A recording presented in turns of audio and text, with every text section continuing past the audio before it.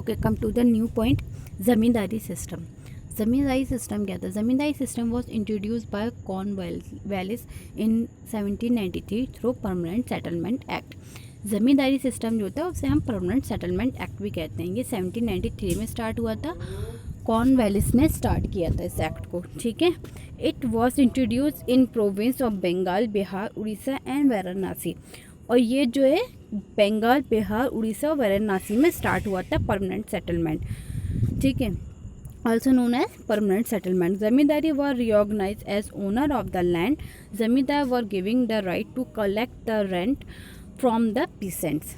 और यहाँ पे क्या हुआ था कि ये लोग ब्रिटिशर्स ने ये ज़मींदारी सिस्टम यानी परमानेंट सेटलमेंट में ज़मींदार को ही दिया था, ये रिकॉग्नाइज किया था इन्होंने, उन्हीं को ओनर रखा था, क्योंकि वो डायरेक्ट तो ले नहीं सकते थे ब्रिटिशर्स। अब ब्रिटिशर्स तो इंग्लिश बोलते थे और पीसेंट इंग्लिश जानते नहीं थे। दूसरी बात ये है कि वो डायरेक्ट उनसे कांटेक्ट कैसे करें, क्योंकि वो लोग जानते नहीं थे कि यहाँ से पैसा कैसे लिया जाता है पीसेंट को, इनका तरीका क्या है, क्योंकि अभी ये लोग यहाँ पे नए थे। तो इन्होंने सोचा कि ठीक है, हम रेवेन्यू तो हम लेंगे, लेकिन लेगा कौन?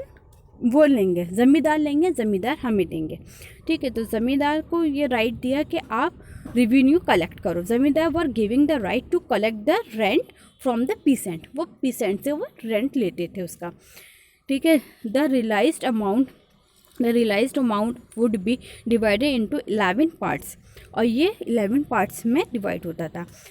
1/11 of the share belonged to the ज़मींदार and 10/11 of the share belonged to the east India company. अब क्या होता था, उसका उसमें से 11 में से 1 हिस्सा जो है, 1 पार्ट किसको मिलता था? ज़मींदार को मिलता था, और 10 पार्ट जो था वो ईस्ट इंडिया कंपनी को दिया जाता था, ठीक है।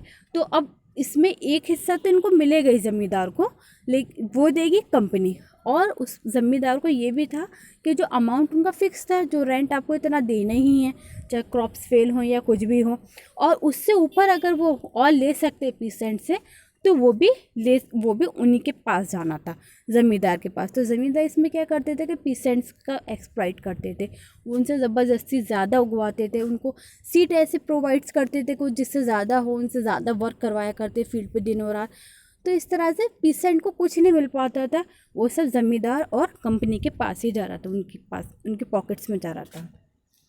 Okay, ryotwari system was introduce by Thomas Munro in 1820 Thomas Munro ने स्टार्ट किया था ryotwari system. Major area of introduction included Madras, Bombay, part of Assam and Coorg province of British India, ठीक है। तो ये जो रैयतवाड़ी सिस्टम जो था, ये मद्रास, बॉम्बे और आसाम के कुछ हिस्सों में हुआ था, स्टार्ट किया था इन लोगों ने, ये चल रहा था। In ryotwari system the ownership right were handed over to the peasant. अब इसमें क्या हुआ था, ओनरशिप राइट किसे दिया था? पीसेंट को दे रखा था। British government collected tax directly from the peasants. यहाँ पर इस एरिया में जो है, यहाँ पर डायरेक्ट कलेक्ट कर रही थी कंपनी पीसेंट से, यहाँ पे ज़मींदार नहीं थे बीच में। द रेवेन्यू रेट ऑफ रैयत सिस्टम वर 50%। यहाँ पे कितना आता है? 50%, यानी जो भी होगा उसका आधा जाएगा company pass. Were the land were dry and, ये था ड्राई लैंड का 50%, और एंड 60% इन इरिगेटेड लैंड, और जिस पे वो हो रहा है, क्या कहते हैं, अनाज कर रहे हैं, तो उसका जो है 60% लेते थे, यानी सूखी जो बंजर ज़मीन है उसका 50% देना है, और जिस पे आप उगा रहे हैं उसका 60% है। Mahalwari system was introduce in 1833 during the period of William Bentinck. Mahalwari system जो 1833 में स्टार्ट किया हुआ था और विलियम बेंटिक ने स्टार्ट किया था। It was introduce in central province, north west frontiers, Agra, Punjab, Gangetic valley etcetera of British India. ये जो एरिया था, कहाँ स्टार्ट हो रहा था महलवारी सिस्टम, कहाँ चल रहा था? सेंट्रल प्रोविंस में चल रहा था, नॉर्थ वेस्ट फ्रंटियर पर था, आगरा, पंजाब और गंगेटिक वैलीज पर। The Mahalwari system had many province of both the ज़मींदारी system and ryotwari system, ठीक है। महलवाड़ी सिस्टम में बहुत से प्रोविंस जो है ज़मींदारी सिस्टम और रैयतवाड़ी सिस्टम के भी आते हैं। In this system the land was divided into महल्स।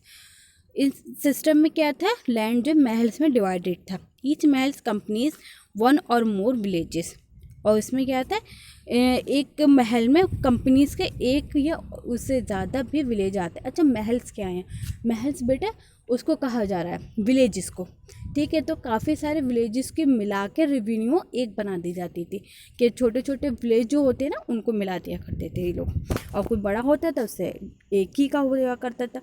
The villages community was held responsible for collection of the taxes, और इसमें क्या होता था, इसमें जो है जो वहाँ का हेड होता था, जो विलेज का हेड है, उसको रिस्पॉन्सिबिलिटी देते थे कि आपको रेवेन्यू कलेक्ट करनी है यहाँ से।